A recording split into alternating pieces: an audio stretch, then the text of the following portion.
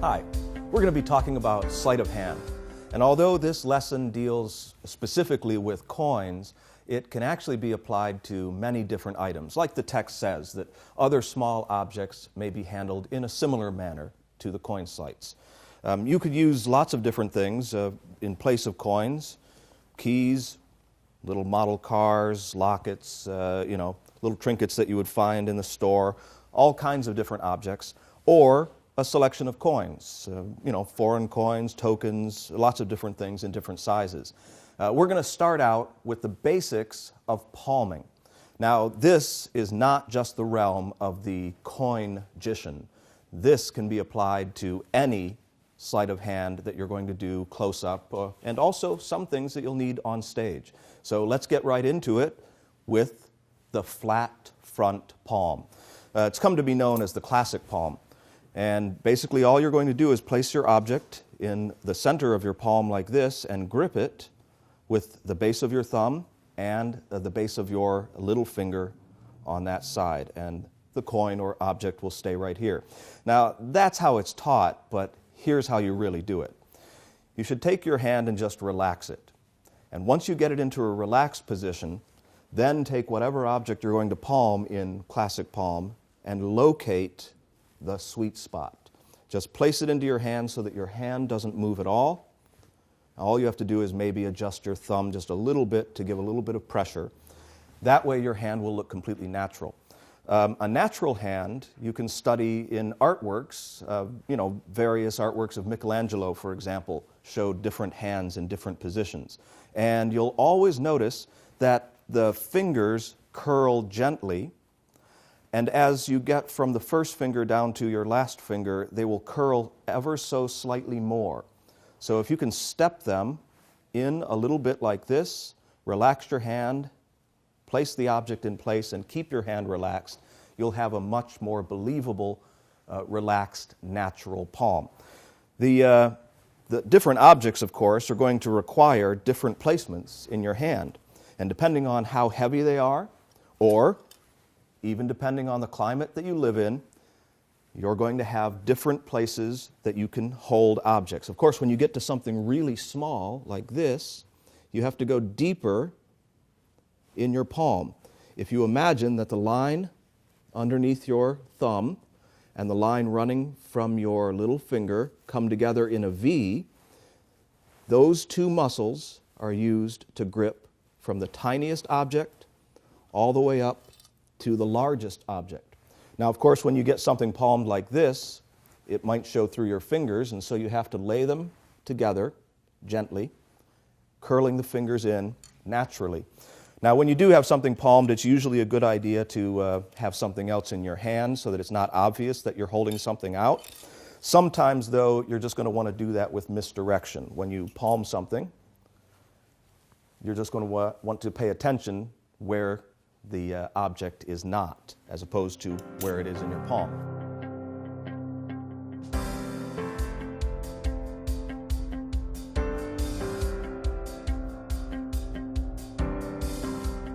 The pressure palm is the next one that's described, and it's for odd-shaped objects. So let's take something bulky like this. A pressure palm is basically the same position as a classic palm, but you place your third finger on the object. And you do want to bend it as flat as possible so that it's extended behind your hand like that. Of course, that looks pretty unnatural until you curl your other fingers in. And of course, if you're holding on to something, then you can keep that hidden object in place using just the tip of your ring finger.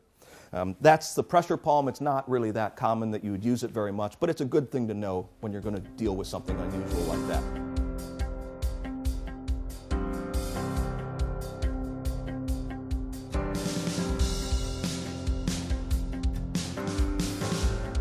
The front edge palm is basically the classic edge grip, and that's for a large object like this.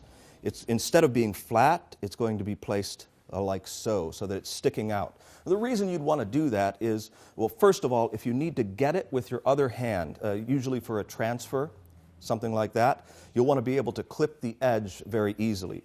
So in this case some kind of a changeover would be what you're going to be going for there. Edge palm isn't, again, used that much, but if you do have some kind of an odd object where you can't quite get it flat in your hand, you might want to go with the front edge grip.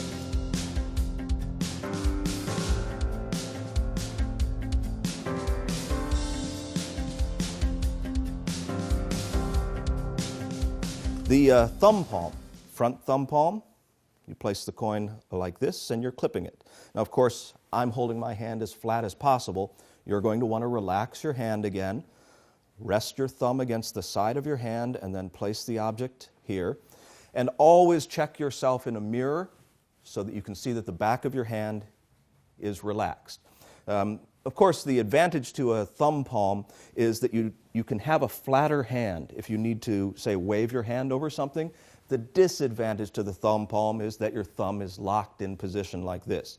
There's also a tendency when you thumb palm for the tip of the thumb to come up like this. You have to avoid that. You want to keep the tip of your thumb down so that your hand looks much more natural. And in fact, if you keep your hand slightly angled so that your thumb is here, it's hard to tell whether the thumb is against the hand or away from the hand, and so it looks a lot more like your hand is just in a relaxed position.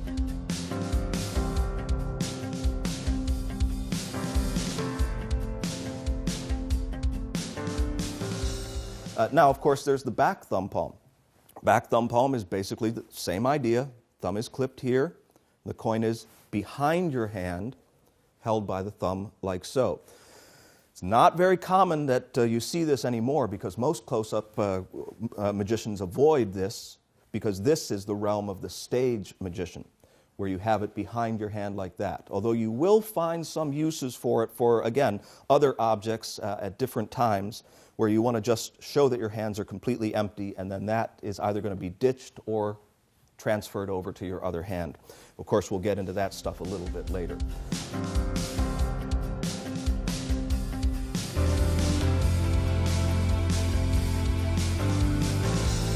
Now, the invisible thumb palm. This is probably one of my favorites, probably one of everybody's favorites who ever learns this one. It's come to be known as the Downes palm because T. Nelson Downes used to use this all the time. And basically what's going to happen is the coin will end up edge gripped at the base of your thumb, in between your thumb and your index finger at the base. Now, here's why it's called the invisible thumb palm. If you turn your hand so that your thumb is actually hiding the edge of that coin, it really looks like your hand is completely empty. That coin can't be seen. And it's obvious that your thumb is not pressed tightly against your hand. So this is a beautiful one to have as natural an open palm as possible. It's really great on stage, but it's also really nice close up. I'll show you how to get into and out of it in just a little bit.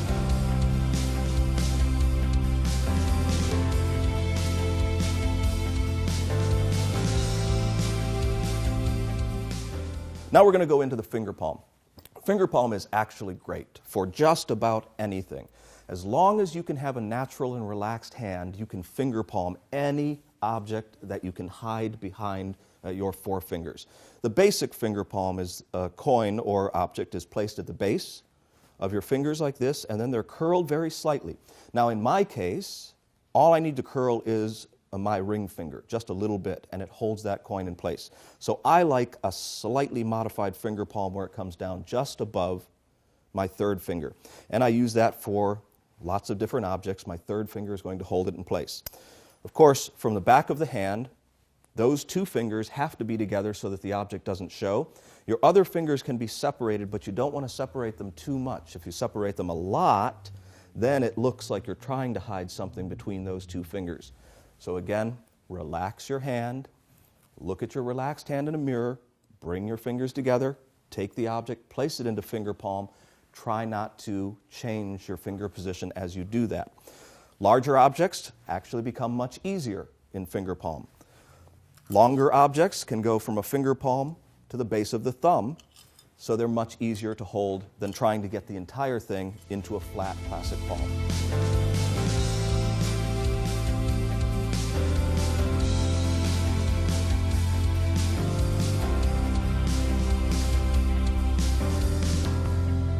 We're going to do the curled fingertip palm, which is really nice for transfers from one hand to another. It's a little odd one, but basically all that's going to happen is that the coin is clipped between the two center fingers and just held loosely behind your hand like this.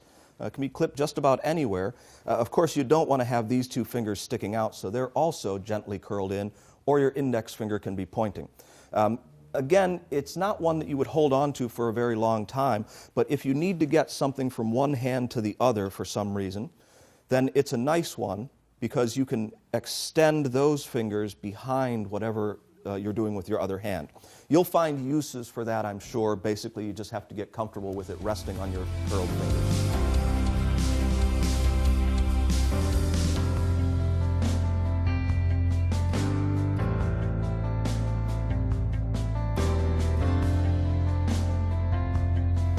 The front finger palm is called a palm. It's actually a clip. You're not palming it, you're clipping it between your little finger and your index finger like this. Now your hand can be kind of flat when you do that, but it's also somewhat unnatural because your fingers do have to stay together.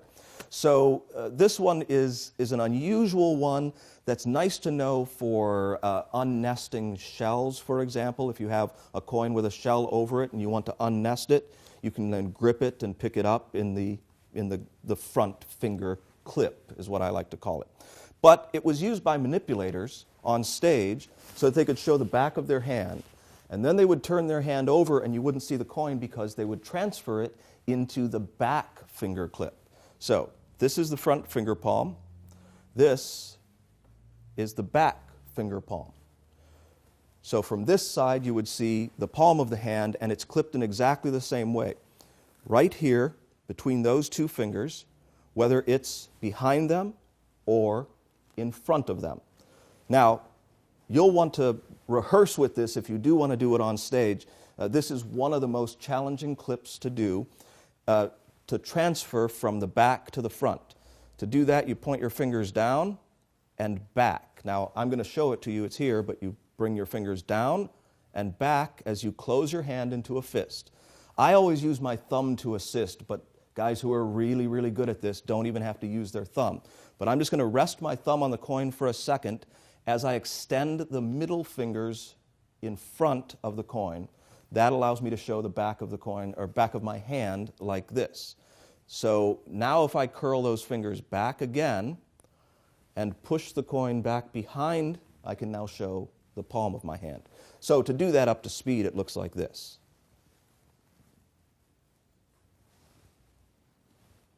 And then the coin can be produced. Okay? So that's the front and the back finger clip.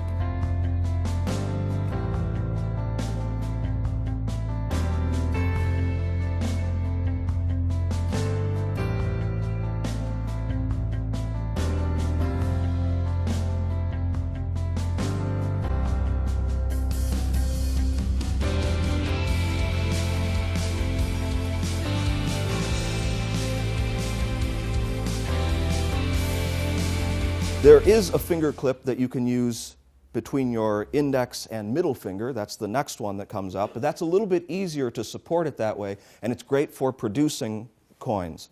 It's just clipped between your index and middle finger just like this. And when you go to produce the coin, you just push it up. Of course, this works for any object that can be clipped between your fingers so that you can produce it very easily. And you can also do that as a back finger clip between the index and middle fingers the same way. And that, if you do it properly, cannot be seen from the front, but you can transfer it from the back to the front just by curling your fingers in and pushing the coin through your fingers. So that brings it to this grip, and push it through your fingers, and it's at that grip. So if you wanted to do a change over here, you would bring it in so that they can see the back of your hand, and then as you turn your hand like this, you push the coin through, and it goes behind your hand so it can't be seen. Just different options on how you could use it.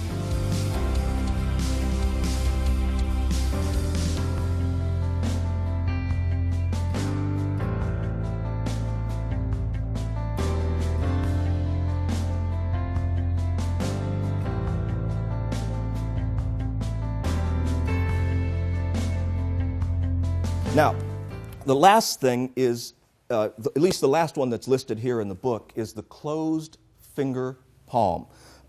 It's very awkward, it's poorly described, it's poorly illustrated, and it's not really that useful.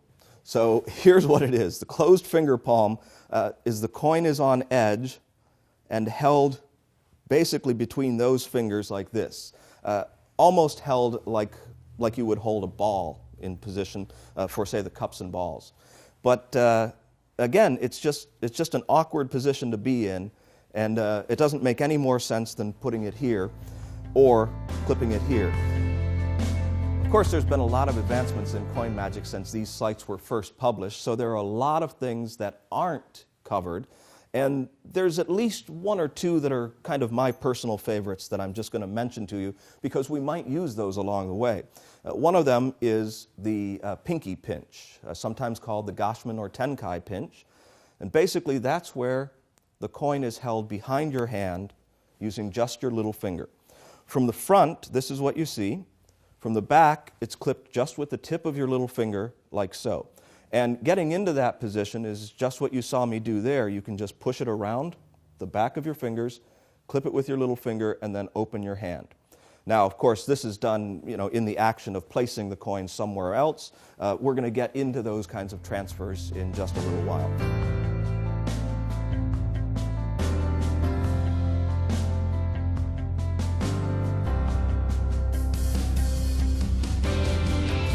Another nice position, and a lot of other magicians are working with this now because it just looks like the hands are completely empty, is a modified back finger clip where it's resting right here between the knuckles of those two fingers. And to get into that position, you would typically start with it here, and I'm going to use a slightly larger coin because it does work a little bit better with a slightly larger coin. When you pivot it around with your index finger, it ends up resting in this position. And it's one of those situations where, again, you're acting like you're transferring it.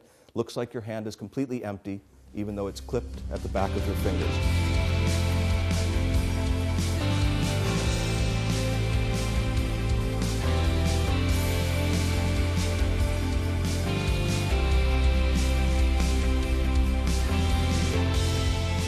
Now, regardless of the palm position or the clip position or the object that you're using, you always want to check yourself in a mirror, like I said. Always make sure that your hands are very relaxed and that it doesn't look like you're trying to grip onto something. When you first start to learn palming, there's a tendency to use more muscles than you really need to use. As a matter of fact, if you just get a relaxed hand and place an object there, you'll find that you can hold it with just a very light grip without changing your hand position very much. That's what you're going to strive for. So always try different positions, different clips, and you'll find one that works really well for you in your routine. Now let's talk about this little section called holds that are used in coin sleights. Well, holds are just where you have the coin held between your fingers. So really, if you're just holding on to the coin like this, or holding on to it like that, but they do have basically names that are important because a lot of these holds are critical for getting into the palms that we've just discussed. So this is known as the fingertip clip. It's really simple. You're just holding the edge of the coin between your index finger and your middle finger like this. You'd normally go from here to there. It's a great hold to know, especially for the Downs palm, the invisible thumb palm, because you transfer it into that position using that hold. The two-finger balance, wherever you're balancing it on whatever two fingers you're using, it's just called the two-finger balance. Well, you could just as easily call it a one-finger balance or a fingertip balance. And that's really what we call it now.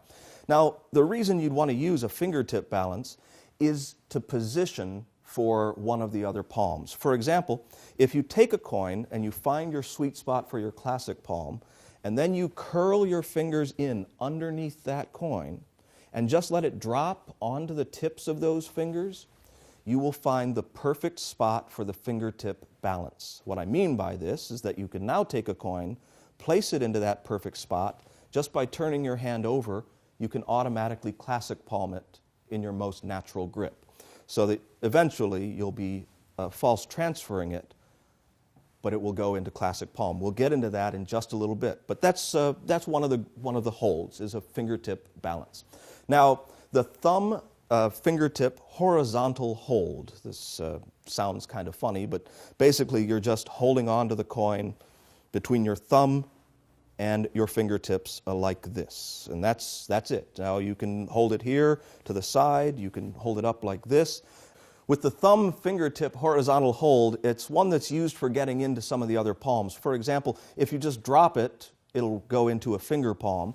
And you can also go into what's known as a Ramsey subtlety. Ramsey subtlety is basically when you're in a finger palm position with the object like this, and you turn your hand over to display your open palm, but the curved fronts of your fingers hide that it's in finger palm position. And you'll see this very often in work that makes it look like the coin is gone and the hand is shown open, like this. Now, the vertical hold, the thumb fingertip vertical hold, instead of being held like this, it's actually held like that.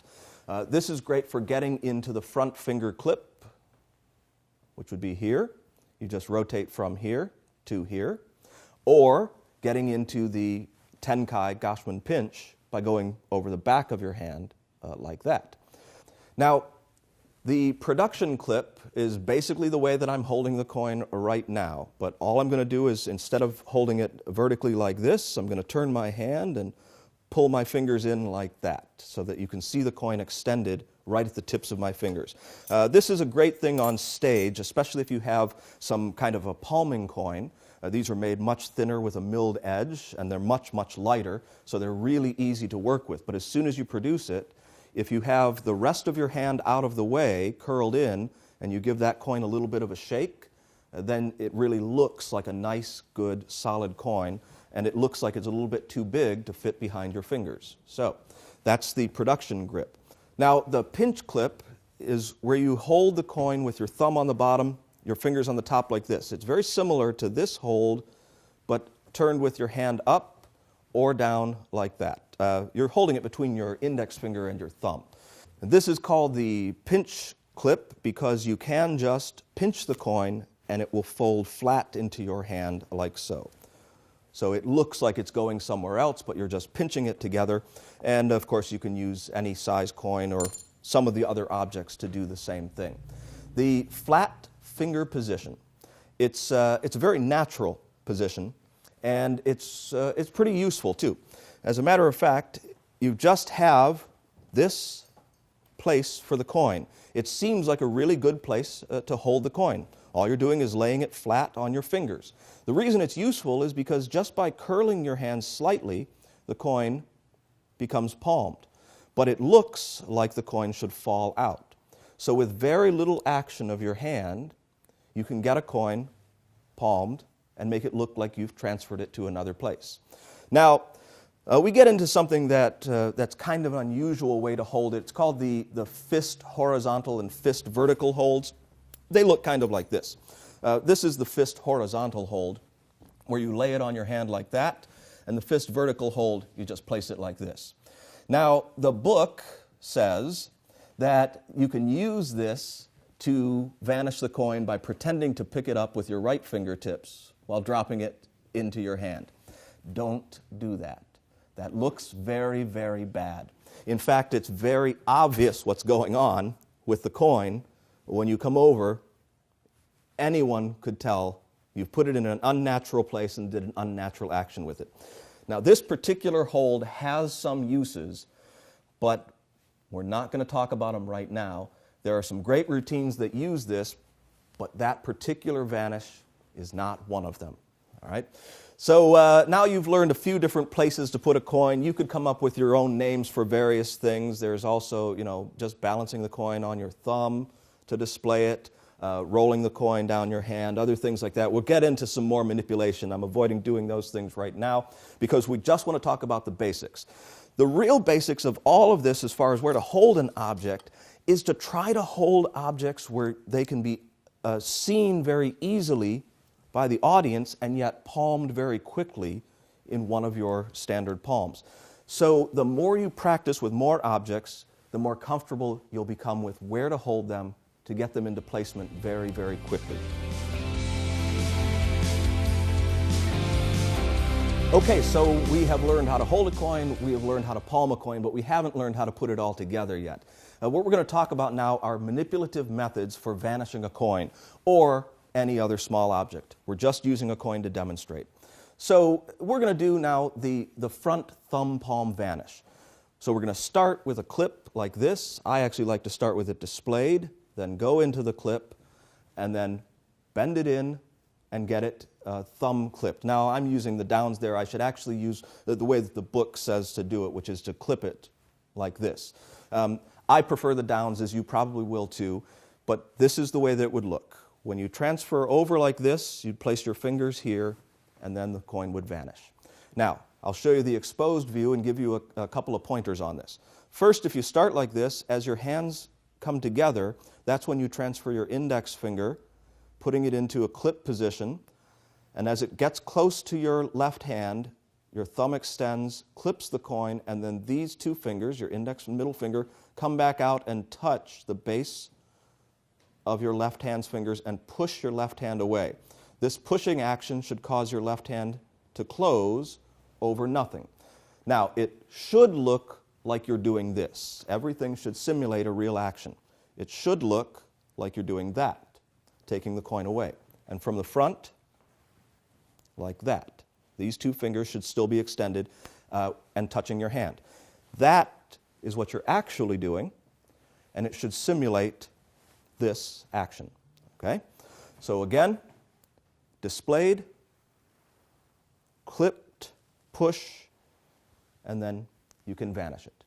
Now, from this position, if you have a top pocket or a pocket on your shirt, you can ditch this coin. Now, I'm going to take off my jacket just to show you how easy this is to do. You take the coin like this, transfer it into your hand like that, and then lean forward. Your right hand with the thumb-clipped coin comes just above your pocket, and then you can make the coin vanish.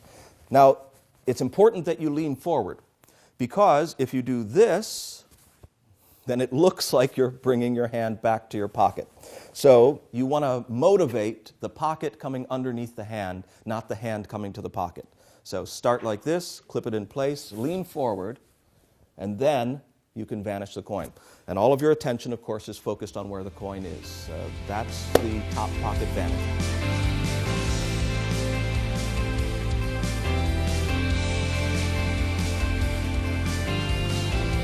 We're now going to do the front flat palm vanish. Tarbell says that it's old and it's less preferred than the finger palm. Well, I disagree with that.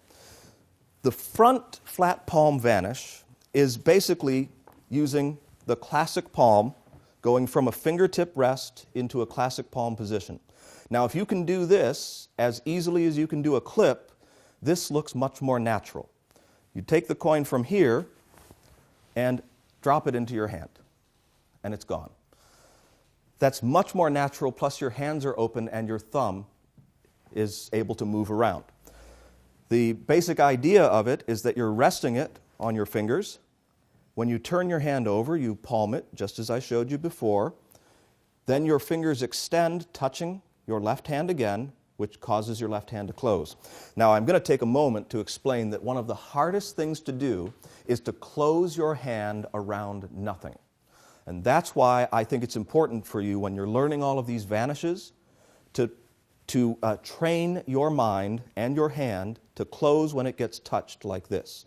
So, if I'm practicing a vanish like this one, I'll act like I pick something up. I'll do the movement and then touch my hand for it to close, using absolutely nothing. Now, if you can do that and make it look like you're putting something into your hand, practice, of course, in front of a mirror to watch yourself doing that, then add in the coin, then it will really look like you're actually putting something into your hand, even though there's nothing there. So I prefer this one over most of the other ones. It gets into a nice position. Rest position, classic palm, touch, close the hand, and it vanishes. Now, I also mentioned earlier the front finger palm vanish, which is really a nice variation on this, where you're basically just resting the coin on your hand like this, and you act like you dump it into your hand. This is one of the most natural ways to transfer a coin from one place to another to make it look like you actually placed it there. It should simulate the coin just being tossed into your hand like this. In fact, you can toss a coin back and forth a couple of times to show it, and then on the last toss, you can cause it to vanish. All you're doing is turning your hand and finger palming the coin. Now, in this case, the left fingers should touch the back of your right little finger, like that. You don't really need that cover, but again, it helps make it seem like the coin is just sliding off into your hand, even though it's staying in finger palm position. And you can practice these moves very slow and very gently, or you can practice them very naturally as though you're just tossing a coin from one place to another. As long as you have that motion exactly right to simulate what you're supposed to be doing. So that is the front finger palm vanish, and there's a little bit of an addition to that. If you start with the coin up here, you can allow it to slide toward your hand and then apparently take it in your hand. So it's this little extra sliding movement that makes it seem like the coin slides all the way off. Basically, you're doing the same thing, but giving it a little slide into finger palm position, then turning and finger palming it as you bring your hand away. So it should just simulate the coin running right down your palm and into your hand.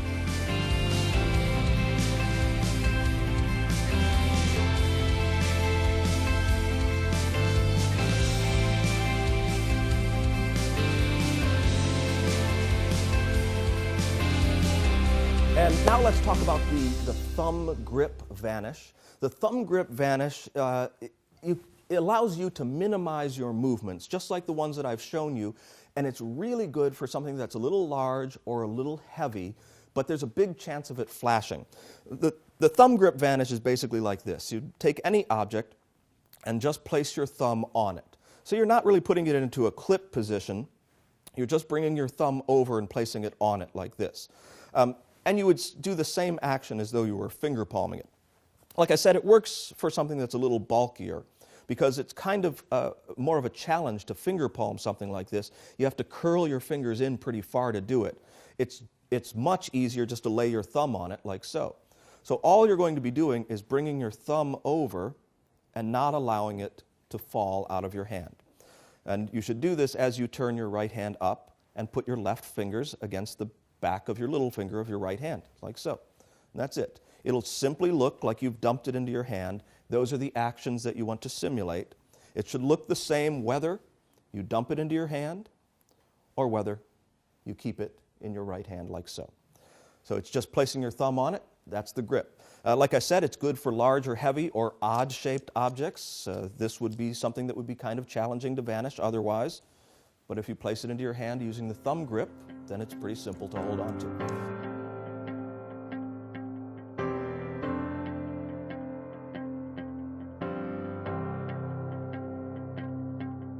Now, the finger palm vanish that's described is not that different from the front finger palm.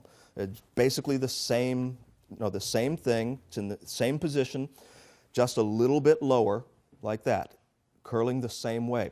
Now, like I said, when I do a finger palm, I actually prefer the third finger. So it's the placement that I would normally put it is what is being called the finger palm vanish.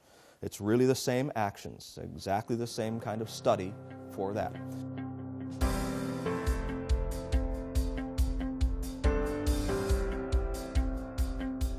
The next one is called the lift up vanish. Now, the lift up vanish, well, it's kind of unusual. So let me just try to show you what the lift up vanish looks like. It can be just about anywhere on your hand, and then you just lift the coin up and it disappears.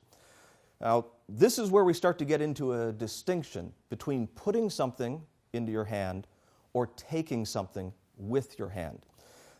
We should make a clear distinction on this because all of these vanishes up to this point have required the coin going from one hand to another hand before it vanishes. And if that action isn't motivated, then the audience is going to naturally suspect that the coin is still in the first hand. So you have to motivate it in some way. I'm going to show you just a simple motivation before we get into the lift up vanish. So here's a nice motivation for this. Look, I have a coin, and I'm going to place it into my hand and wave this car over it like that, and it causes the coin to disappear. So if we do that, I need my right hand to pick up the car, so I need to place the coin into that hand and then pick up the car. At least that's what I'm trying to make them believe. So by false transferring into a finger palm, and then apparently using my empty hand to pick up that car as the reason for it to vanish, and then going into a Ramsey subtlety to make it look like there's absolutely nothing there, now every one of those actions is justified. The only weird part about it is this. I could just pick up the coin in my left hand and pick up the car with my right hand and wave it over the coin. Of course, that would be much more challenging to make the coin vanish under those circumstances, although you will learn some ways to do that. So now we have to think about taking a coin from one hand to another. You see, putting a coin into my hand for some reason kind of makes sense. Showing a coin in one hand and then taking it doesn't make as much sense, unless I've already firmly established that I'm right-handed. So, putting objects from my right hand into my left hand, that makes sense, because my right hand is the hand that I use for all of my actions. Taking a coin out with my right hand would make more sense. So, the putting vanishes make sense in the left hand. The taking ones make sense with my right hand. You see, if I'm displaying a coin like this, and then I take the coin and vanish it, it makes a lot more sense in that direction. That's just one of the little subtle examples of how you can improve on these vanishes. Now, of course, these are very, very simple vanishes that we're doing right now. But let's talk about the invisible thumb palm, because that's the next one. And the invisible thumb palm is great, because you can show that the coin is completely gone, and then you can put the coin back together, piece by piece, with your hands completely empty. It's a really nice stand-up piece, and actually not that difficult to do. What you're going to do is start in the clip like this, and then go in to the invisible thumb palm, also known as the Downs palm, as you apparently place the coin into the other hand. You'll notice how I'm touching that hand with my fingers. So, curl in, contact, close, the focus goes to here. Now, at this point, the coin is held in that edge grip behind the thumb, so that when I turn my hand like this to grab something, my middle finger is hiding it as it swings, and then my thumb hides it as we get to this point. So it looks like I'm grabbing nothing out of the air and placing it over here. And you can do that a couple of times, and then you just go back into the clip with those fingers and bring it right into the center. It's also a nice production. For example, if you're doing coin productions and you, instead of vanishing it, you put the coin away, you can then produce another one, put that one away, and produce another one. The coin is actually never put away. It just looks like it's going into my hand. My hand goes into my pocket, and at the same time, I'm taking the invisible thumb-palmed coin and bringing it over here so that it goes right to that position. And then I'm just going to reach these fingers in, clip it, and pop it up like that. It's very simple to do, and it's a lot of fun. Really one of my favorite illusions to do with a coin. It works really great for Miser's Dream or a lot of coin routines that you might put together.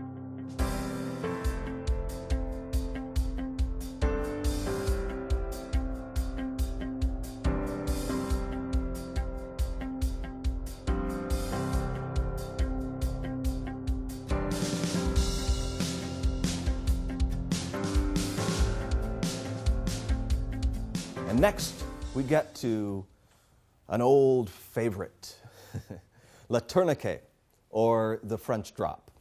I say a favorite, but this is actually a very archaic way of displaying and vanishing a coin.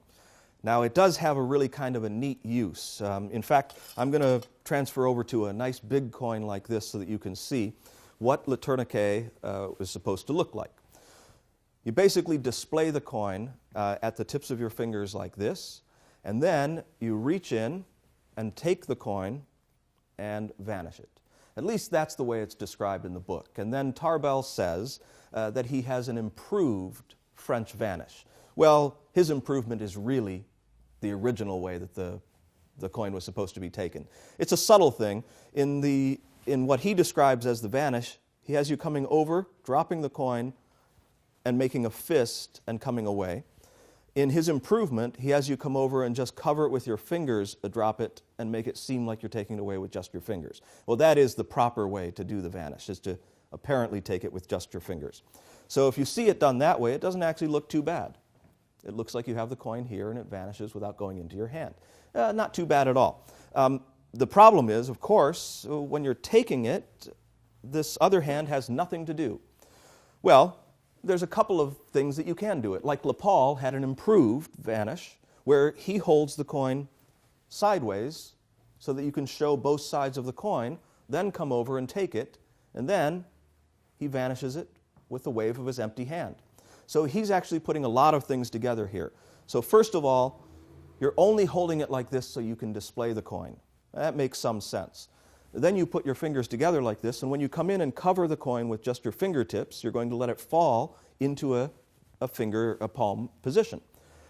The other hand comes away, and then as it comes away, you rotate from a finger palm position into a Ramsey position and extend one finger, and use that as though it's a magic wand to make the coin disappear. So by putting all of that together, you give the illusion that the coin is there and then gone, and that this hand is empty the whole time.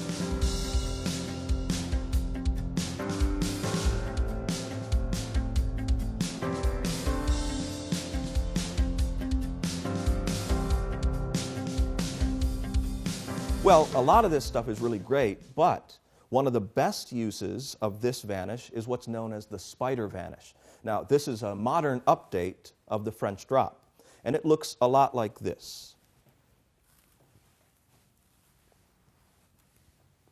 where the coin really does disappear. There's a lot going on there.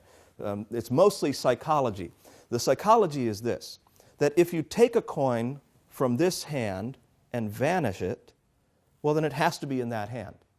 So you're thinking ahead of the audience, because with the spider vanish, you actually do take the coin with your right hand, and yet you hold your left hand in an unnatural position on purpose.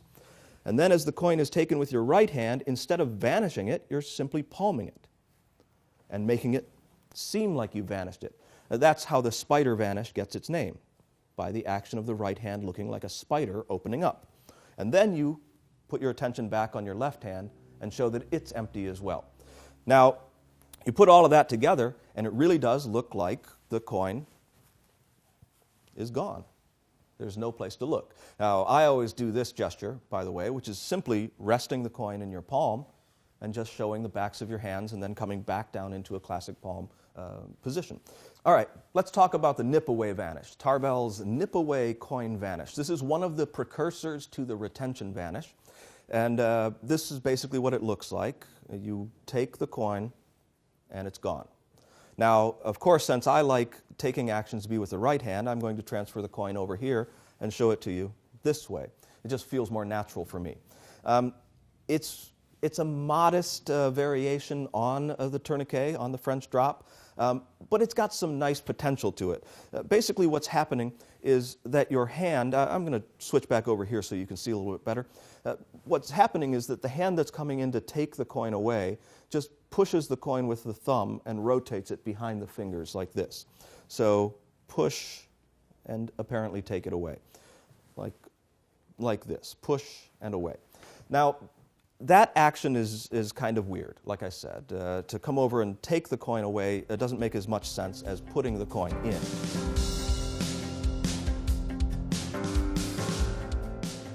So now we get into the Superba coin vanish. And the Superba coin vanish takes this a little bit further. Instead of taking the coin away, we're going to be placing the coin into our fist like that, and then it vanishes. Now, honestly, this one isn't an improvement. As a variation, it starts to go in the right direction toward a retention vanish, but it has such an unnatural position of the hand and an unnatural placement of the coin that it's almost ridiculous to make people think that the coin is going to be here and then trying to hide it there. All you're doing is rolling the coin behind your fingers and then lifting your fingers up like that. And apparently you're pushing the coin into your fist, but it's really hard to make that believable.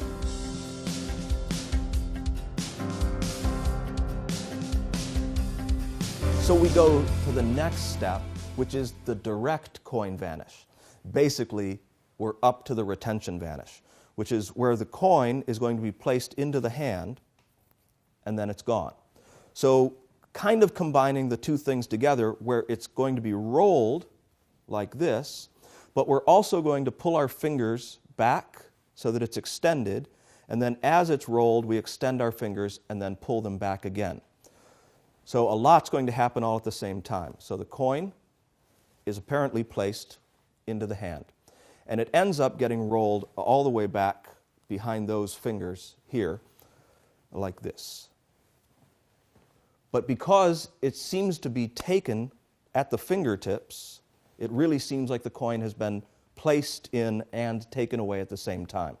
This is one of these nice versions of a coin vanish that is pretty natural, because if you were to come up and pluck the coin away from your fingertips, that might be the way that you would do it. You might grab it away like that.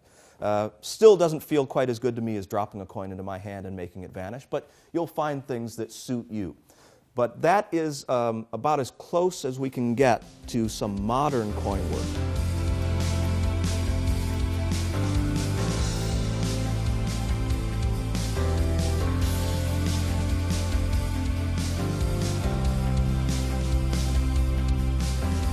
Now we're going to talk about Joe Berg's thumb coin vanish, which is a specific way of getting into the thumb palm that again uses something that's kind of unnatural.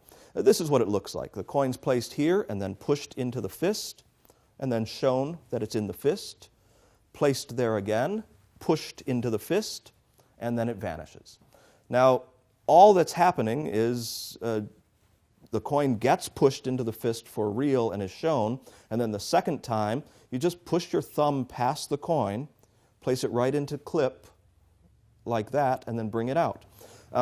It's just kind of an unnatural way of getting a coin from one place to another. I suppose that if you wanted to, you could make up some reason and say, you know, you've got to trap that coin in your fist so it's impossible for it to get out of there. But again, you're justifying something that's somewhat of an unnatural action.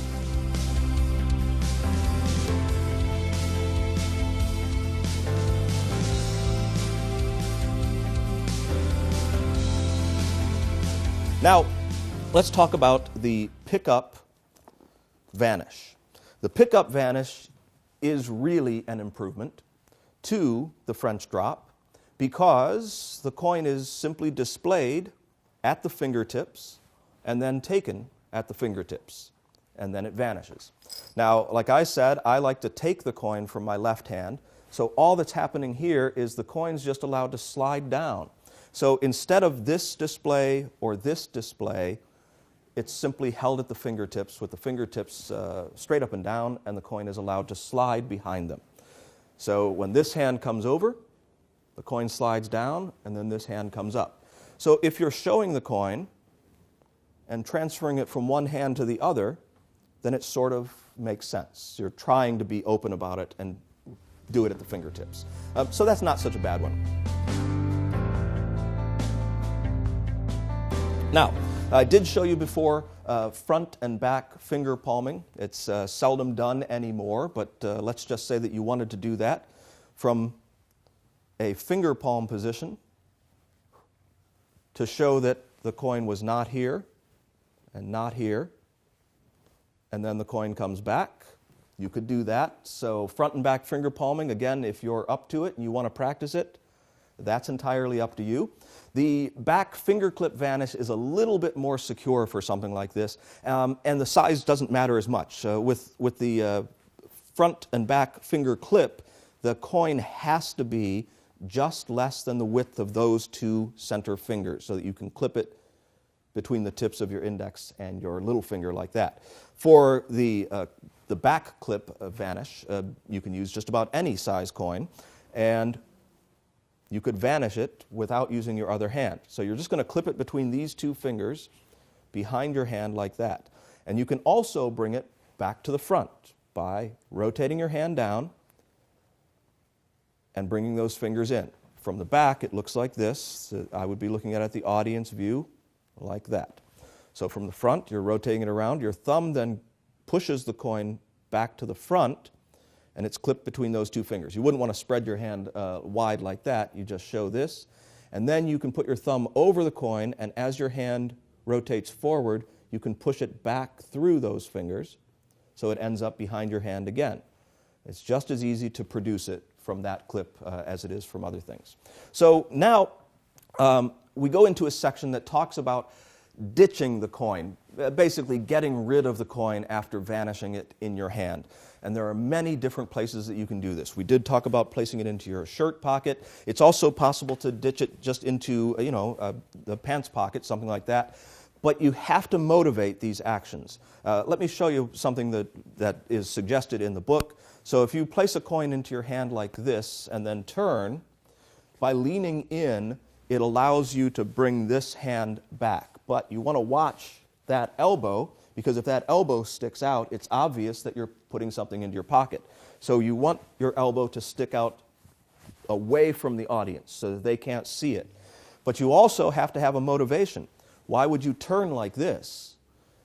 You've got to focus for some reason. So, these are just ideas that are in the book, but really you can ditch the coin anywhere that you have a pocket that you can get rid of, or you can use some of the modern ditching techniques of a top it. You can use sleeving techniques. Now, we are going to get into that a little bit later too. But right now, let's talk about what you do if you don't ditch it. These are changeover palms. Okay, so I'll show you the elusive changeover palm. So basically, you're going to take a coin, you're going to place it into your hand, you're going to vanish it like that, so that it's not here, it's not here, it's not here. And that's the elusive changeover palm. What's happening is you go into a thumb clip, like so, and this would be the audience's view of it. Now, my view of it is this, and I'm going to bring my left hand in and clip with these two fingers and bring it behind my left hand as I turn my right hand up like that. Then I'm going to reverse those actions and then turn my left hand like this. So, clipped here, I show my left hand, I bring those fingers in, and I rotate my right hand out and show it. And then as my right hand comes back in, the coin is going to be thumb palmed again as I show my left hand. Now, this does require a bit of a body turn to do this. I'm going to show you my preferred method in just a little bit.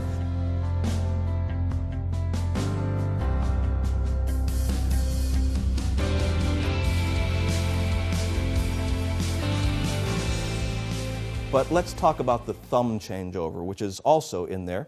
From the thumb clip, it would go like this. The coin would vanish, like so, and it's not here, and it's not here.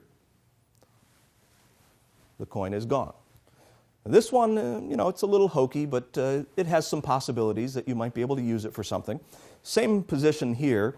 When you show the back of your left hand like that, you're going to be clipping the coin, transferring from your right thumb clip to left back thumb clip, like this. So, here to here. And then you're going to be bringing both of your hands up and separating them with the coin held behind your left hand in the thumb clip here. Now, you don't want to open your right hand all the way, so you have to keep your right hand's thumb also a little tight. Focus the attention on your fingers, and then you just put it right back in, turn your hands over, and show the other side of your left hand.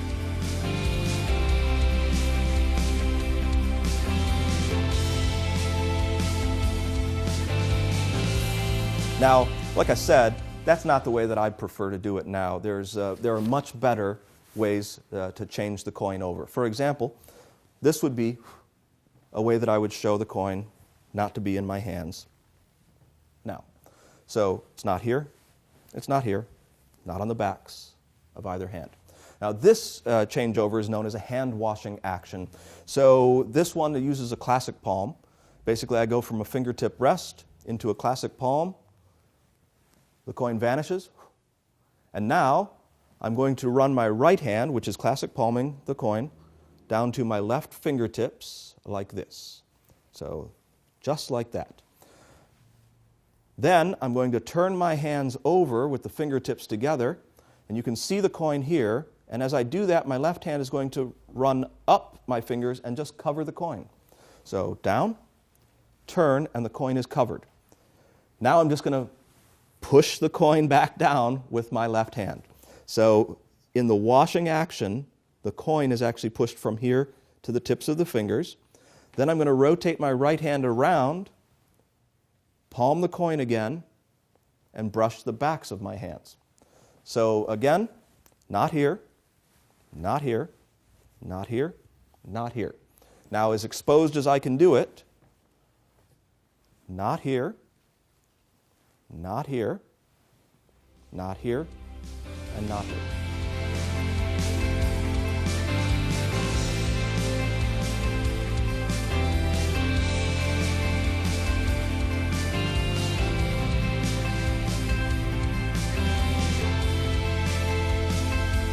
Of course, coin magic, there's been a lot of advancements.